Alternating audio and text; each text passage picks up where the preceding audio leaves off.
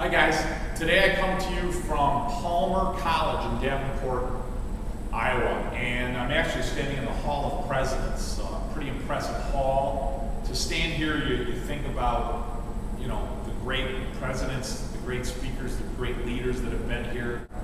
I think where I feel most moved today is really to talk to our presidents about the future of chiropractic.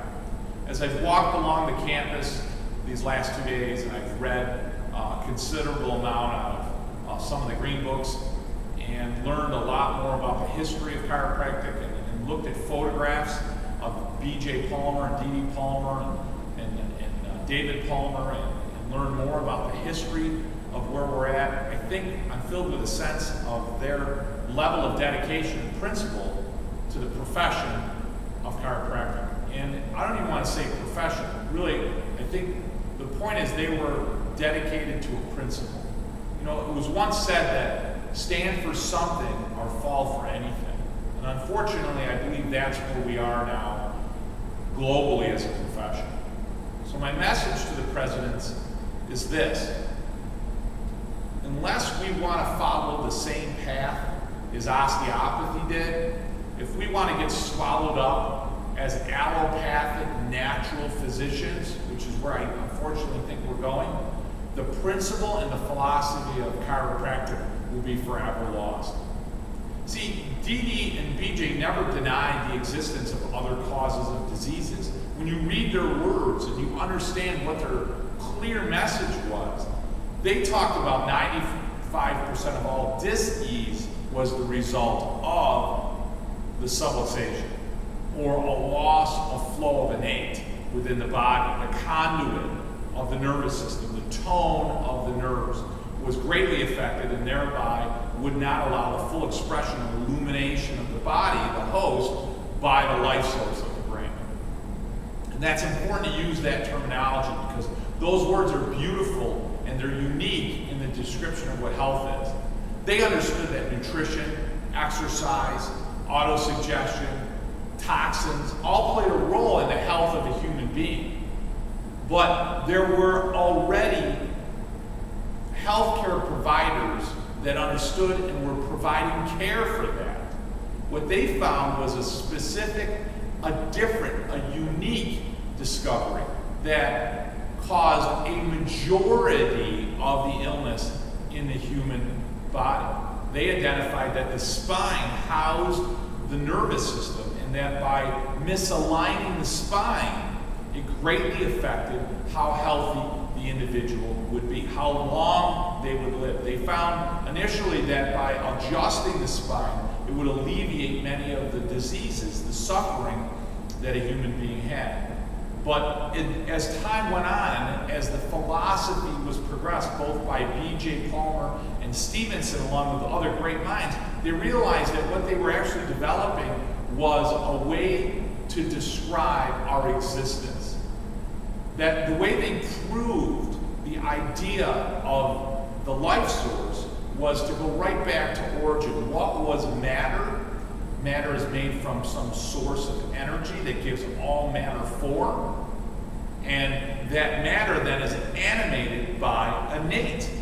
And innate is another source of energy or force or intelligence that illuminates the body, that flows through the body and allows the body to work as it was intended. The job of a chiropractor is to ensure that the spinal health is maintained, corrected and maintained for the life of the individual so that the individual could live a long and healthy lifespan.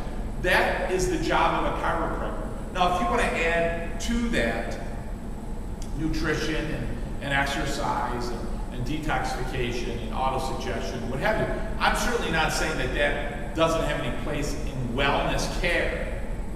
But what is unique to chiropractic is the adjustment and the philosophy of chiropractic, the existence of universal intelligence and innate intelligence. In a time when our presidents now are consistently removing the name chiropractic from the university, or the word straight from university, it's sad that I look back in history and I walk the halls. I'm actually right up the hall from the radio station that B.J. Palmer started. He lived life boldly. He didn't call it the health radio station. He didn't call it the Davenport radio station. He didn't choose words that were non-descriptive of his principle and his discipline. What did he call it? World of Chiropractic, WOC. And it's just absolutely heartbreaking for me to look at a man who spent so much of his life and his dedication to move the principle of chiropractic forward, have his principles diluted to such a degree now that not only are we removing the name of chiropractic, but our leaders in the profession and our political leaders in the profession are unwilling to compromise, are unwilling to join forces, are arguing over simple words to describe what we do as chiropractors. And I see too often chiropractic offices not even use the word chiropractor. I see too often the students even walking here through Palmer, and I ask them questions. Do they know who Fred Barge is? Do they know who Jim Chestnut is? Tell me a little bit about what you've learned as to the philosophy of chiropractic. It was actually quite sad. And I realized that we have diluted our message so much that it's no wonder that the public has no understanding of what we do as a profession.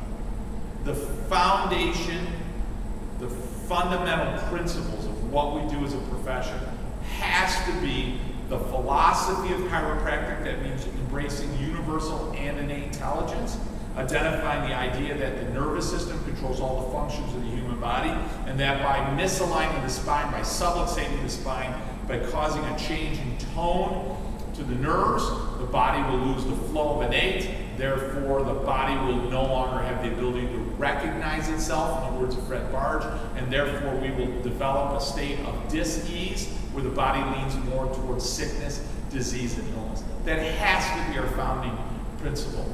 Anything else added onto that is fine, but that has to be our foundation and principle. That has to be what a patient understands when you work on them, when you bring them into your office. If it's anything less than that, we are nothing but allopathic natural practitioners. And why go to a chiropractor when a physical therapist or a massage therapist or anyone else can do the same thing that we do? What they knew, they being Dee Dee and B.J. Palmer knew very well, was that it was the uniqueness of chiropractic. The words, the language they used to describe our profession that was passed on the state and federal level. They knew that, how important those words were, because that gave us a unique and separate entity towards healthcare.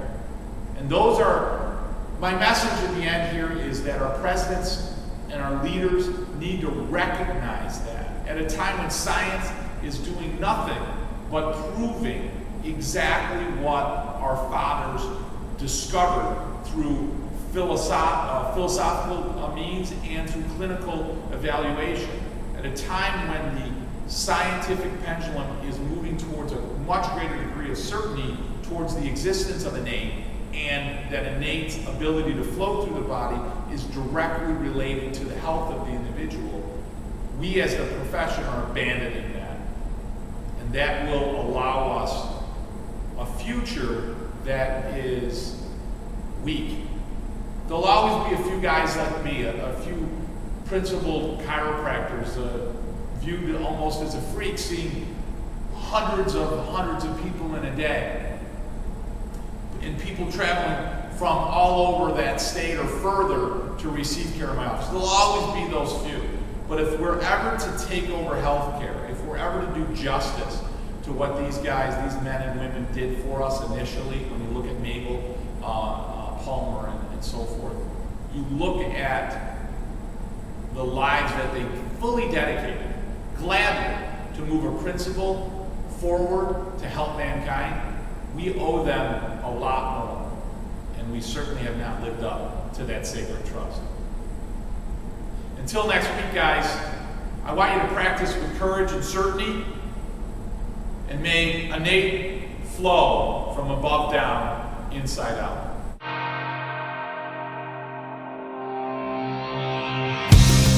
My best friend gave The best